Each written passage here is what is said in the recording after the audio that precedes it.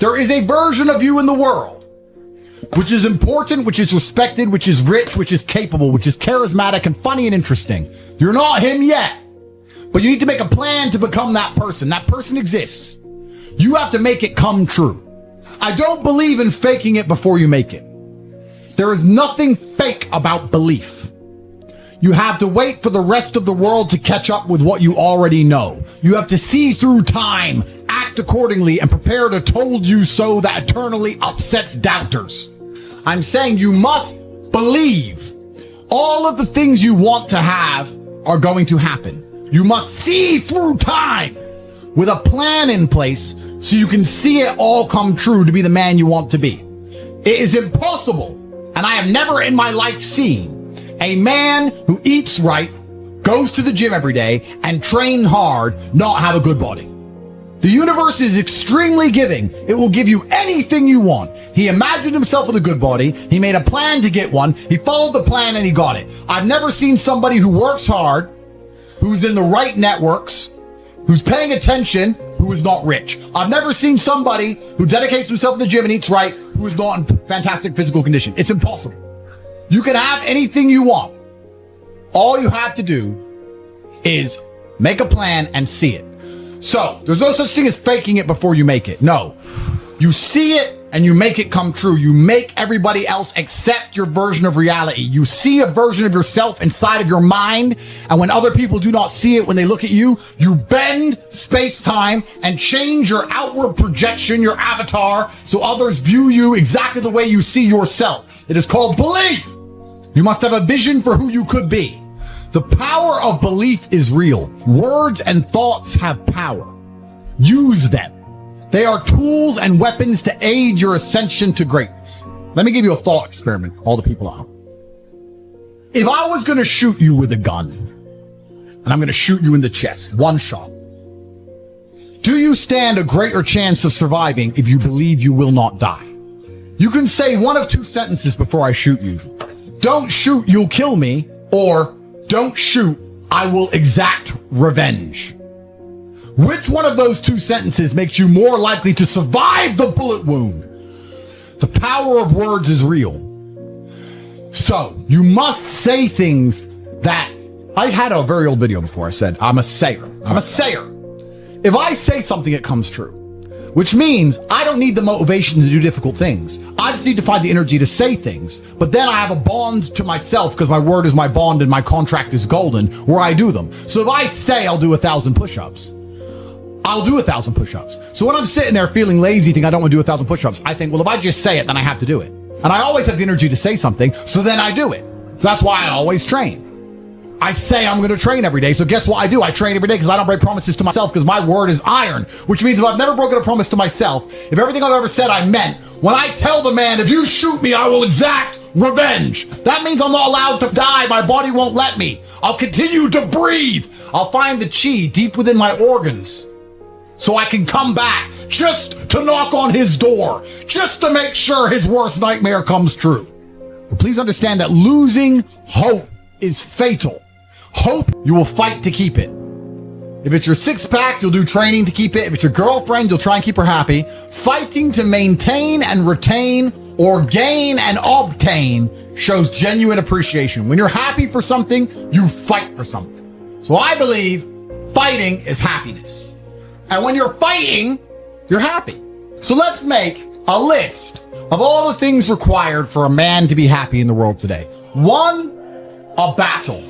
So the first thing a man needs is a battle. You're not happy without struggle. Well, the worst experience a man can possibly have is to be born with everything and not have to work for anything, because there's no light without dark. Being rich is only fun if you can talk about the times you were poor. You can either fight back or give up. But I don't understand most people. Imagine giving up. Imagine it even being an option on the table. How could you not fight? I am thankful to God for giving me this battle. There is nothing I'm more thankful for than God himself, because I know men like us don't give up. Bravery. If you have a struggle and you are brave, you will be happy as a man. It's not about always winning, guys. But we were never afraid. We were never cowards. It is the bravery which gives you the positive organs. You can derive positive organs from the battle. Which means what happens is you end up addicted to the struggle because you want the positivity from it. You want the dopamine.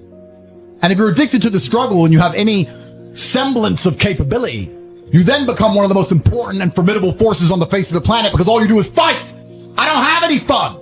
Fun isn't fun. Festivals aren't fun. Clubs aren't fun. Parties aren't fun. So the only thing that's fun is winning all of the time, which means I work all of the time. People say to me, Andrew, you have so much money. Why all you do is work? Because I want to. Because I want to. Because I have to win.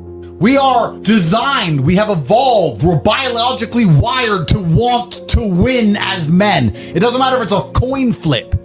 Put me on the street, and if I lose a random coin flip against a nobody, it'll ruin my day. I'm supposed to win. I don't lose.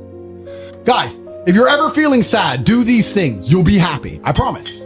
Fun is not as fun as struggle. Fun is not as fun as feeling brave. Fun is not as fun as having a vision and making it come true. Fun is not as fun as victory. And nothing's as fun as victory. There's only two forces in the world. Forget what Newton said.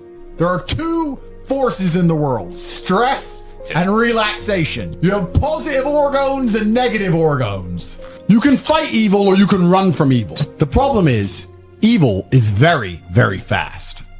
So you need to understand that evil's coming. So you need to prepare for it. And you prepare for it through positivity. God is light. Positivity. Another thing that's going to give you a lot of motivation and power as a man is helping other people. It's inside of the masculine imperative to provide and to protect. If I love a woman, I want to protect her. I want to give her things and I want to make sure she is safe. This is how I feel naturally. It's my natural inclination. Another thing you should be doing is trying your very best to help people, to give to other people. You have enough money to give some away. You have enough time to take 10 minutes out your day and help somebody who is worthy. Don't be used by users and losers. So, some final motivational points for you guys here. I want you all to understand something because we talked about some very important things today, and I hope you took some notes that will allow you to build a positive mindset, because understand that your mindset, your mentality is the framework, the software which your hardware operates under. So your mindset, your mentality, how you view the world is the software which programs your hardware, and it's extremely important that you do not believe in things that take away power from you, and you extract positive organs from the universe by eternally struggling in battles which allow you and your bloodline to ascend to the highest possible echelons of masculine achievement. I can't stop myself working as a person who doesn't need money. And then there's people with no money who don't work. It blows my mind, which is why the winners are winners and the losers are losers. Losers do a little bit of work and rest. Winners work as hard as possible and worry they're not working hard enough. It's just a separation of personality types. And it's almost like you can't save these people. I have something I sent in my email recently. I said, you could give the average man a brand new Ferrari and a road map and a coffee and a full tank of gas and tell him the destination, success. And halfway along the drive, he'll quit because it's too far. No matter how well you set it up for people, they'll quit. I have this the same with my online educational platform, my school. It's $49 a month. It's less than a Starbucks. And I will teach you how to make money online. You can escape the matrix, you can get out through the hole before it closes, you can be geographically free, you can live in Thailand, you can make money from your computer. It costs $49, you have absolutely nothing to lose. I made it cheap enough for everybody to be able to join. And people will sit there and go, and then put on Netflix. What more? I've given you a Ferrari, a full tank of gas, I've given you the latte, I've given you a roadmap. I'm giving you a hot girl to sit next to you and play songs and do selfies. I'm giving you everything. Just drive the car. No, yeah, it's far. I don't have motivation.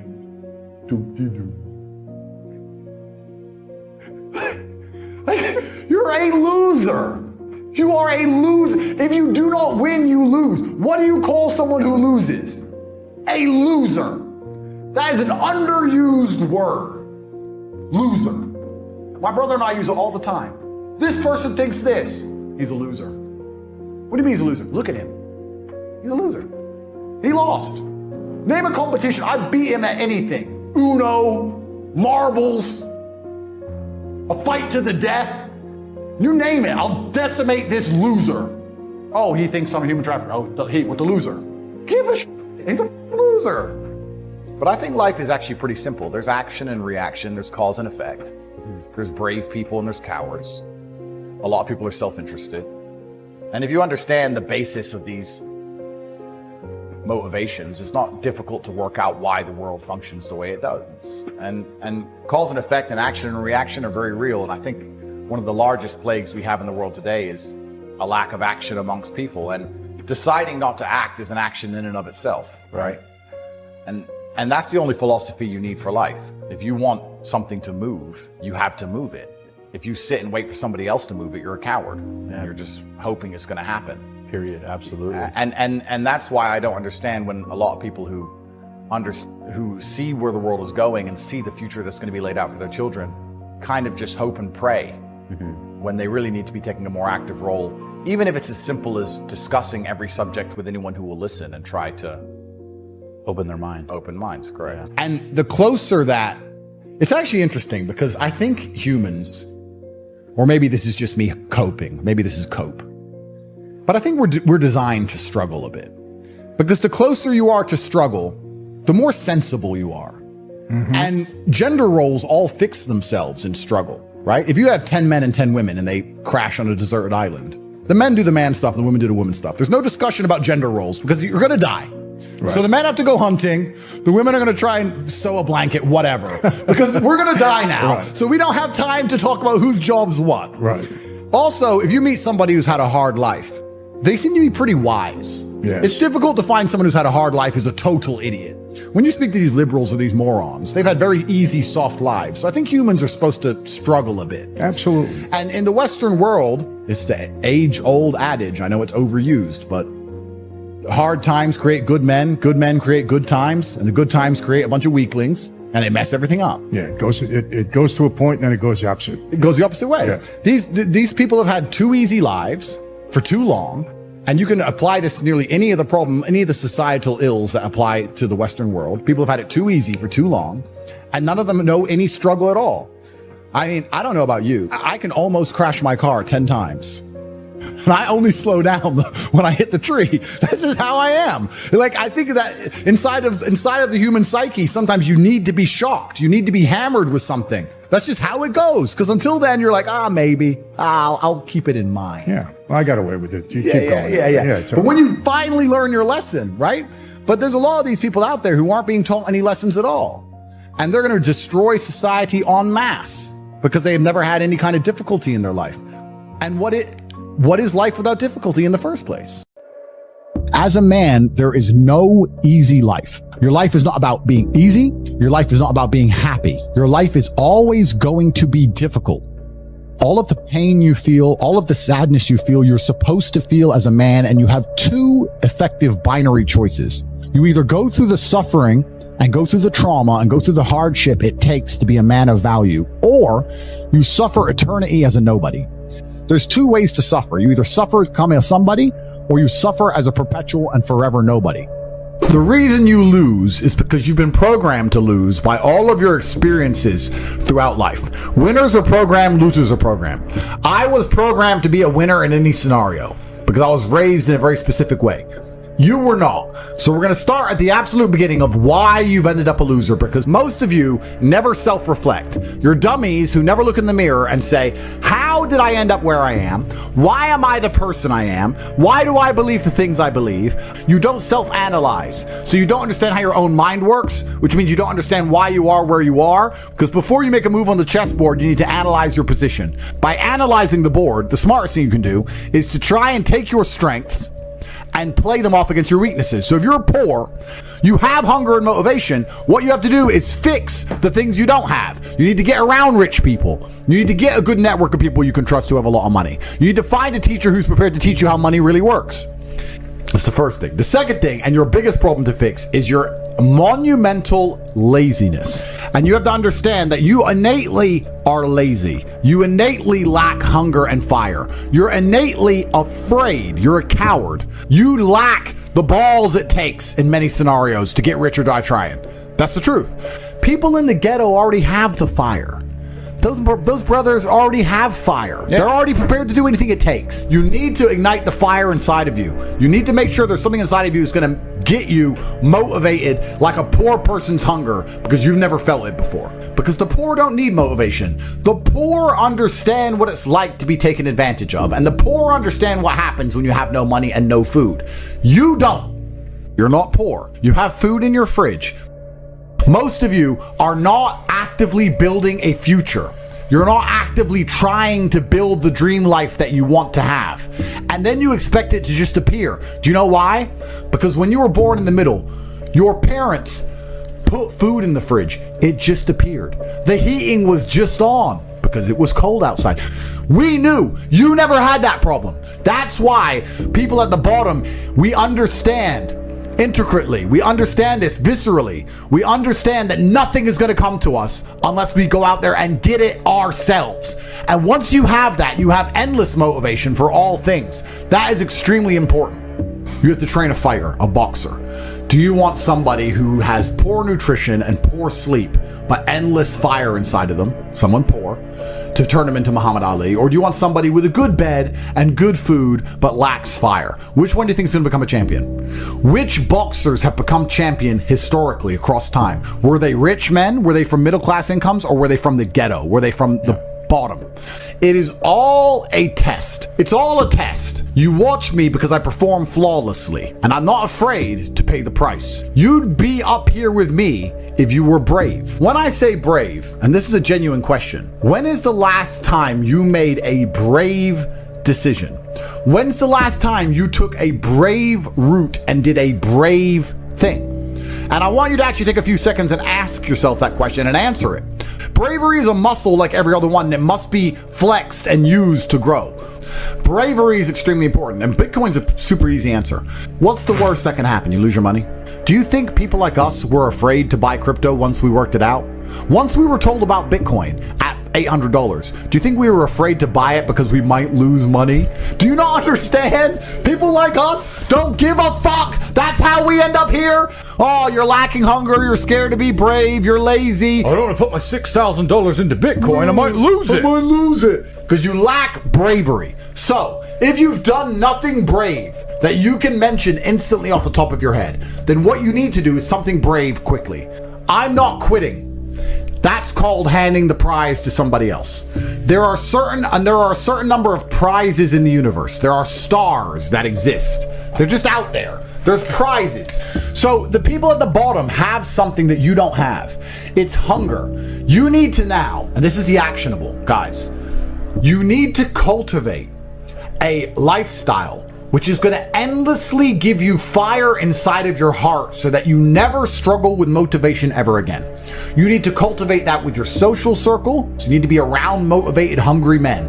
You need to cultivate it with the decisions you make. God loves to see that. Those people, for some reason, seem to be enormously lucky, right? The person who goes, I don't have to prove anything to God. I don't owe all of my ancestors any effort. You know, for 5,000 years, people were dodging saber-toothed tigers and catching the plague and running from Genghis Khan. I don't owe them anything. I don't owe them a thing because I want to play video games. These people are losers.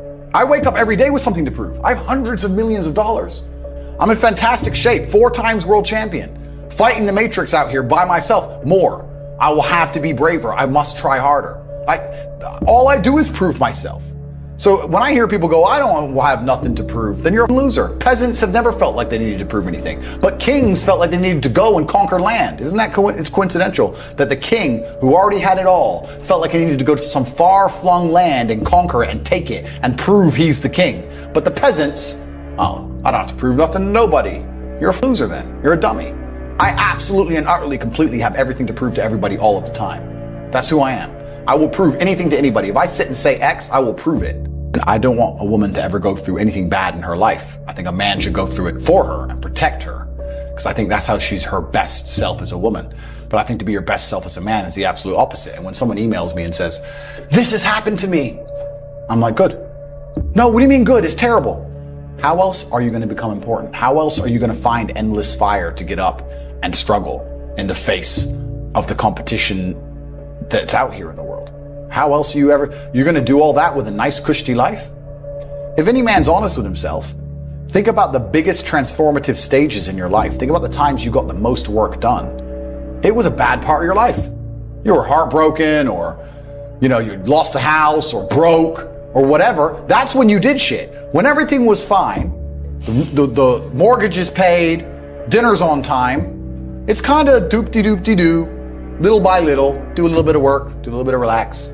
But the big events come from trauma.